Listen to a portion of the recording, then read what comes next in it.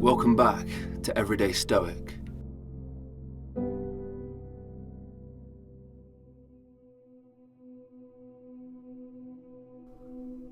The greater the difficulty, the more glory in surmounting it. Skillful pilots gain their reputation from storms and tempests.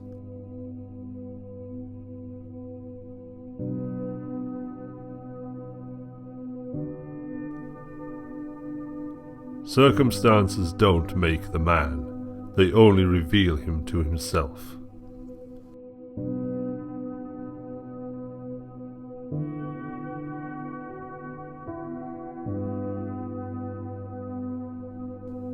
Seneca said, "We are often more frightened than hurt, and we suffer more in the imagination than reality."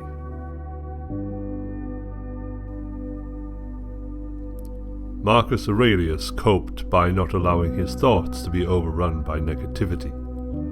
The universe is change, our life is what our thoughts make it, he wrote in his nightly diary.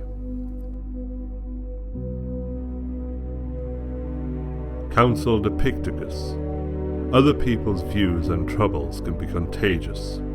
Don't sabotage yourself by unwittingly adopting negative, unproductive attitudes through your associations with others."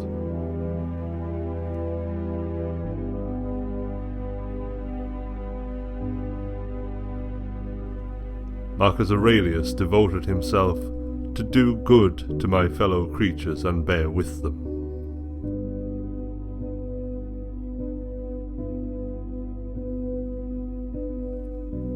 Wherever there is a human being, there is an opportunity for a kindness.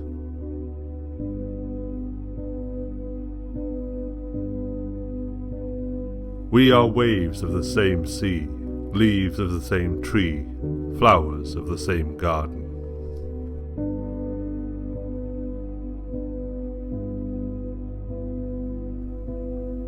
Nothing to my way of thinking is a better proof of a well-ordered mind than a man's ability to stop just where he is and pass some time in his own company.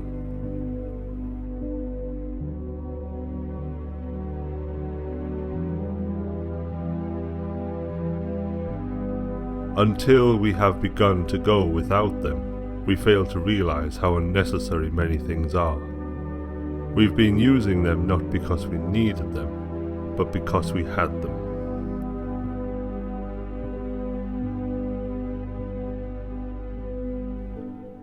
The chief task in life is simply this: to identify and separate matters so that I can say clearly to myself which are externals not under my control, and which have to do with the choices I actually control.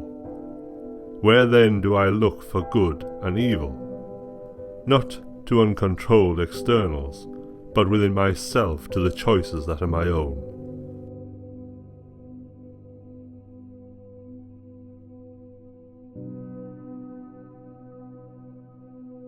It stares you in the face. No role is so well suited to philosophy as the one you happen to be in right now.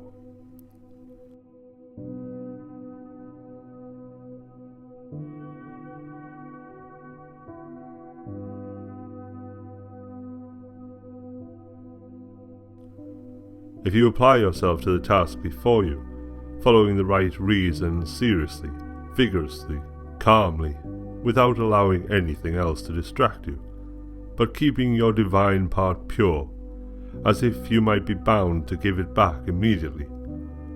If you hold this, expecting nothing, fearing nothing, but satisfied with your present activities according to nature, and with heroic truth in every word and sound which you utter, you will live happily.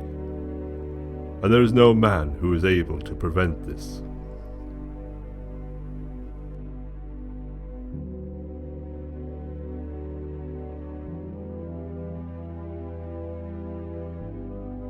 Is any man afraid of change?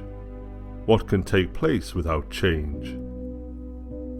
What then is more pleasing or suitable to the universal nature? And can you take a hot bath unless the wood for the fire undergoes a change? And can you be nourished unless the good undergoes a change? And can anything else that is useful be accomplished without change? Do you not see then that for yourself also to change is just the same, and equally necessary for the universal nature?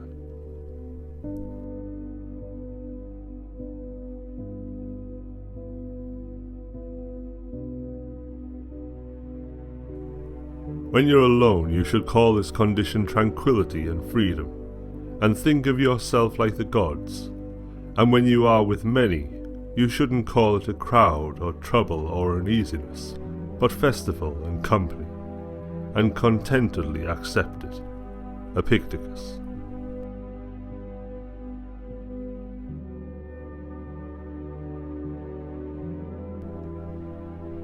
The key is to keep company only with people who uplift you, whose presence call for your best.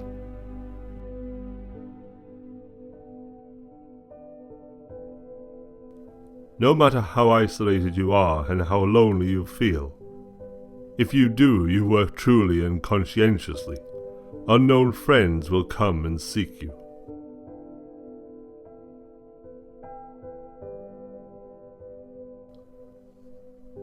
Happiness and freedom begin with a clear understanding of one principle. Some things are within our control and some things are not.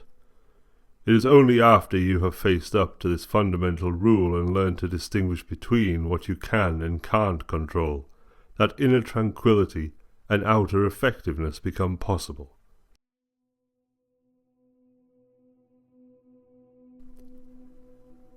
If someone is able to show me that what I think or do is not right, I will happily change, for I seek the truth, by which no one was ever truly harmed. It is the person who continues in his self-deception and ignorance who is harmed.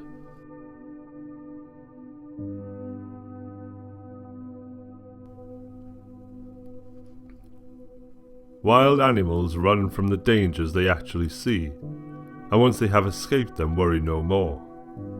We, however, are tormented alike by what is past and what is to come. A number of our blessings do us harm, for memory brings back the agony of fear, while foresight brings it on prematurely. No one confines his unhappiness to the present.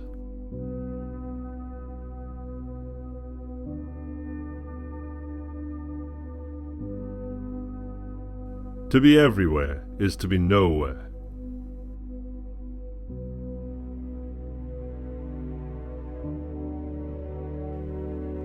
If you really want to escape the things that harass you, what you're needing is not to be in a different place, but to be a different person.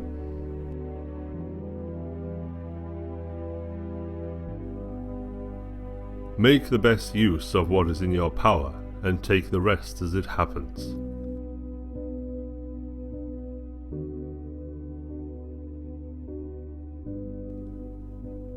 It's ruinous for the soul to be anxious about the future and miserable in advance of misery, engulfed by anxiety that the things it desires might remain its own until the very end. For such a soul will never be at rest. By longing for things to come, it will lose the ability to enjoy present things.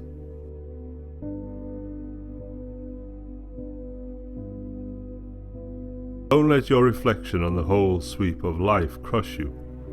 Don't fill your mind with all the bad things that might still happen. Stay focused on the present situation and ask yourself why it's so unbearable and can't be survived.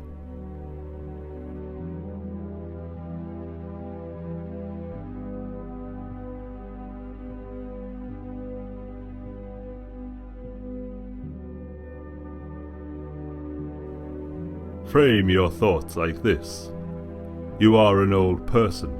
You won't let yourself be enslaved by this any longer, no longer pulled like a puppet by every impulse, and you'll stop complaining about your present fortune or dreading the future.